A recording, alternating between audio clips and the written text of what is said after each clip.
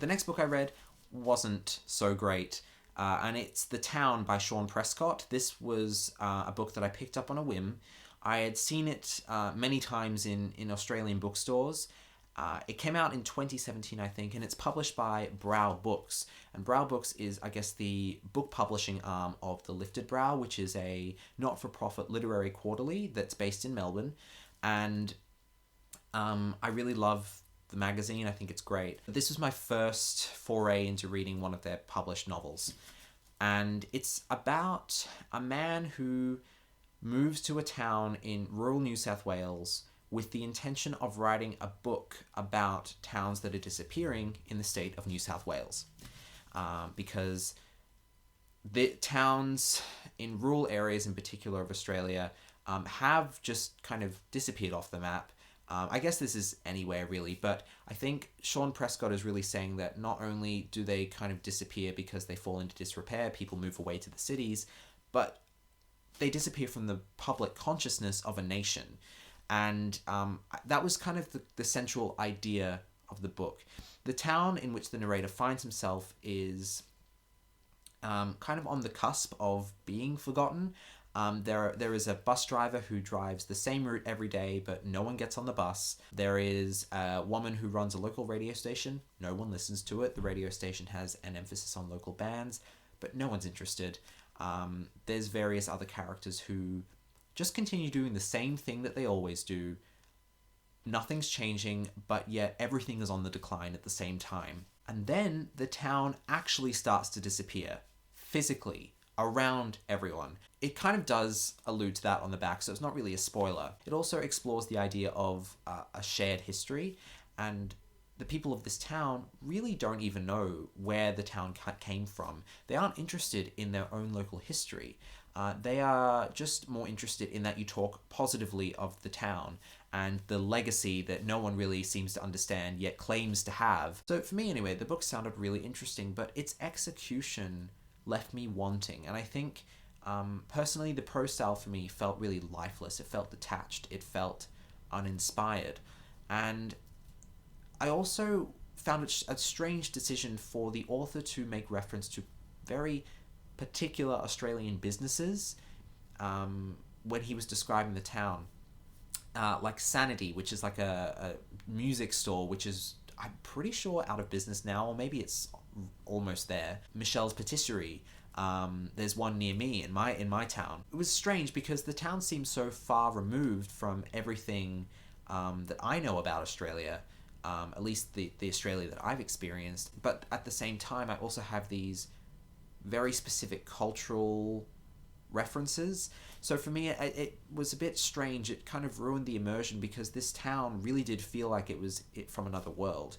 And yet the mention of these specific things that I've experienced kind of detracted from that. I just felt that the novel really could have been better as an essay. It didn't need to be written as a novel because I didn't really feel like its form as a novel was compelling enough. So I ended up not really getting along with this book. I appreciated the ideas, but overall didn't really entertain me, didn't really do much beyond provoking thought about towns in Australia, our relationship to cities. Important ideas, but I again, it was all kind of diluted by the fluff that was in between, which was the rest of the novel. So the next one I think I will maybe just skip over because I did a full review on my channel last week, and that is Frankissstein by Jeanette Winterson. I will provide a link if you'd like to check that video out. The next book, or well, it's more of a play that I read, was Art by Yasmina Reza. And this book was, I think, it was performed first in the French in 1994 and then in the English in 1996. This play is about three men living in Paris, Serge, Yves, and Marc. And Serge acquires a piece of modern art. It's a white painting. The actual artist is escaping me right now. It's a white painting, but it's got like scratch marks down it. The canvas is actually torn. But in a very precise way. Anyway, he acquires this painting, and Mark really doesn't approve of the fact that his friend has spent, I think it was $200,000 on this painting, or francs. It was definitely francs, actually. They live in Paris. There is a conflict between the two, and Eves is kind of finding himself in the middle of it all, trying to mediate the conflict, is kind of the go-between between the friends. But the play actually ends up being about a lot more than just the fact that a piece of art was purchased. It's also about power and influence and validation based on taste, and ultimately then the function of modern art in the modern world. And why is it that we pay so much for art? Why is it something that's so prized? I kind of wish the play had been longer, but because it was a comedy, I did feel like it was kind of just playing into conventions there, where comedy plays are generally a bit shorter. I would have liked it to be a little longer, but that can only be a good thing, because I actually really enjoyed reading this play. I would love to see it performed live. So overall, I was really happy with this one. The next book I talked about in my Friday Reads video, and it's Girl, Woman, Other by Bernardine Evaristo. This book was shortlisted for the Booker, and I was so happy about that, because it was, next to Lanny, I think my favorite book on the long list. And I know that there are people who aren't as huge a fan of it because they think it's agenda-driven. I personally didn't see it that way. Anyway, it's about 12 different characters, most of whom are women and most of whom are black. And the book is split into 4 parts, where each part will feature 3 characters. Now, usually it'll be in the general setup that the first character is kind of the main character of that part. The next character is usually a family member, and the third character is usually someone who is either a friend or a little bit more tangentially related to the first character. So the book opens with Amma, and Amma is, I would say, the main character of the whole book, even though there really isn't one. But she is a playwright, and she is putting on a play about black lesbian warriors. And I can't remember the exact name of the play, but it's going to be premiered. And Amma is a big deal, as is this play. And a lot of the characters in this book are actually going to this opening night. So that's one way that they're all connected. But there are other more subtle and I guess more interesting ways that a lot of these characters are related. In particular, there's one connection that's revealed right at the very end that was quite surprising to me, but it was, I can definitely see why it was saved until the end. It made for a really satisfying ending, because I was wondering, how is this character fitting into the rest of the picture? And when you find out, it's for me anyway, it was really gratifying as a reader. Now, I know that this book might look like it has a strong political leaning. It looks like it will be preachy. I found that it really wasn't, actually. I felt that the strength of this book actually lay in Bernardine Evaristo treating every perspective even-handedly, because every single character in this book has a different perspective on either their gender, their race, or their sexuality. And I think that Evaristo acknowledges that, yeah, this is a community portrait. This is a group of people, mainly women, mainly black, who see the world very differently because of where they come from. And that when we use labels to describe people, we often lose that resolution of the information, right? We lose this ability to see these people for actual people with unique experiences and different worldviews. The end of this book is making a statement about this is about being together. This is not a book that's attempting to divide people. This is showing that we're all different and we all deserve to be respected, because we have grown up in various circumstances, some way more privileged than others. Because this isn't about competing for primacy or being right. This is just living in a cosmopolitan society. And I think this is really important because, again, the UK is becoming increasingly cosmopolitan. I think that this book is actually a really important one to have in the public discourse when it comes to difference, when it comes to diversity in not just the UK, but actually anywhere in the world. So for me, it was great. The writing was fantastic. Had a real strong sense of identity. Can't recommend it enough. The next one is The Man Who Saw Everything by Deborah Levy, and I read this just as the month was coming to a close.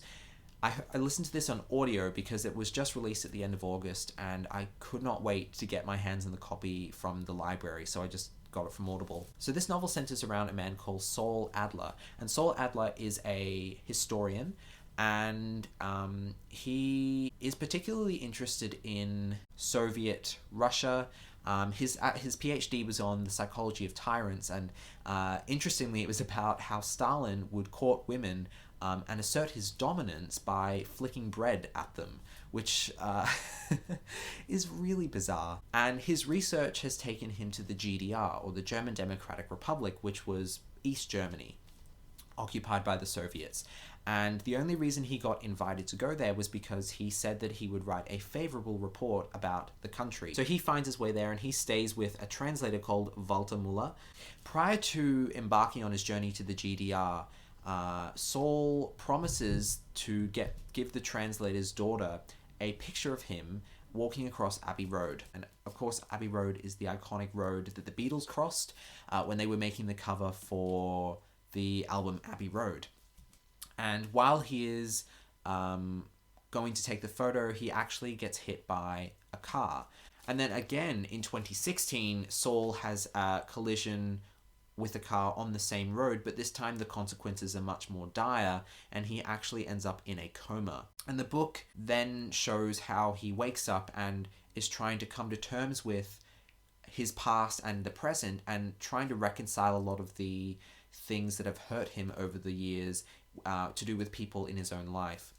The thing with this novel that's really interesting, though, is that Saul is a massive narcissist, and so is a really unreliable narrator. So there are various things that have led to him being emotionally distant and, I guess, very self-indulgent. And so because he is such a narcissist, he talks about his father abusing him, but we don't really know how literally we should take that, or if that even happened, or if only part of it happened. The whole time the reader is having to deal with information that might not even be true. For me anyway, the most fulfilling part of this book was actually the challenge of juggling lots of pieces of information and trying to create an overall narrative. So on a personal level, for me, this novel seemed to be about the trappings of memory, the fact that memory can be really painful, and simultaneously completely necessary, because without memory, without a cohesive recollection of the past,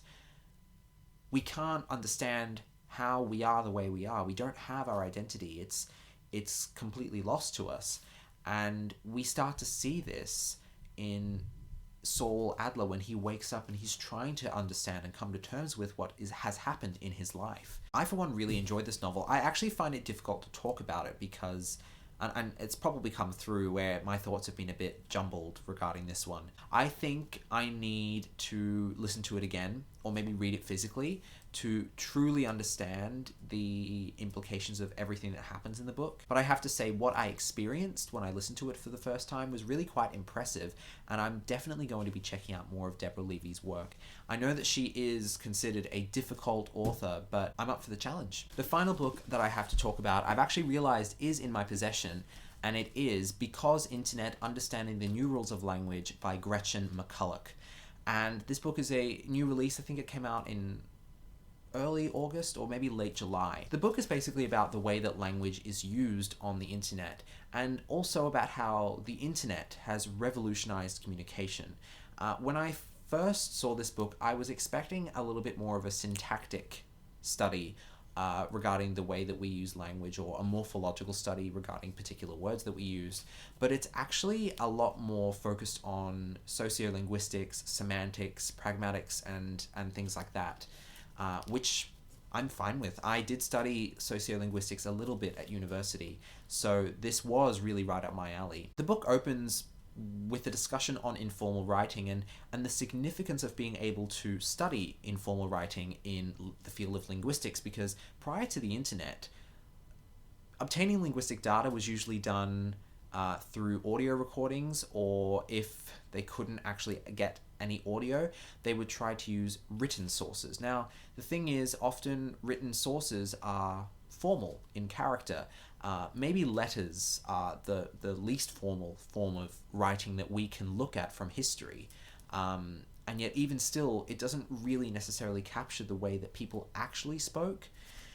So the fact that we have the internet now, which is this data receptacle and that is easily accessible, is really, really important, and it allows linguists to study how people actually use language in their day-to-day lives, namely informal language. The book then goes on to explore different aspects of the way that we write online. It talks about typographical tone of voice, the way that we try to convey our tone in very subtle ways.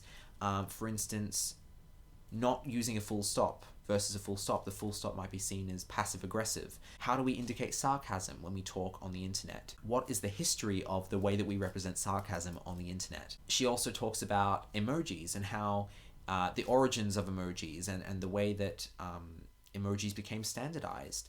And why emojis are interesting because they have particular patterns in which they're used in certain contexts. Some emojis are more like emblems that really just represent a concrete idea. Other emojis represent body language, and it's a way for us to further communicate the way that we usually would if we were speaking to someone face to face. She also delves into memes. I thought this was inevitably where the book would go. Again, some really interesting discussions and surprisingly very current, actually. This is not some academic sitting on their high horse looking down on the internet. This is actually an academic that is on the internet and enjoys being on the internet. And I think as someone who really did live through the golden era of memes, which is actually a bit of a faulty concept, I really resonated with this part of the book. In fact, I resonated with the whole thing. I thought it was really well done. One part in particular that I found interesting, and it was really early on in the book, was when McCulloch actually gives you the full rules for keyboard mashing. So keyboard mashing, you've probably done it, where you can't express a certain state of mind or emotion and you just kind of hammer on the keyboard and then hit enter and everyone knows what it means. Well, apparently there's a set of rules that dictate how people do that, and it does come down to the type of keyboard that they use. So QWERTY keyboards would give a different kind of set of paradigms to a Dvorak setup, for instance. And this book is full of little tidbits of information like that. I thought it was really well written. It's not pretentious. It's actually really down to earth, but also accurate, which is good. My only complaint is that she never actually articulated the syntax behind because internet. That was really my only criticism of the book. I thought it was great, and I highly, highly recommend this to anyone who wants to understand how the internet has revolutionized communication, how communication started on the internet, and how it has transformed over the years. The groups of people that came to the internet and what differentiates them. So this was great. I think I'll pick up a physical copy of this for myself because, again, this is a library book. But yeah, it was a great way to close out the month. So thank you for watching. I hope that you enjoyed. I know it was a lot of books and I probably rambled a bit too much, but I'll get better at these, I promise. If you had any books that you loved in August, please let me know down below, and I will see you in the next video. Bye.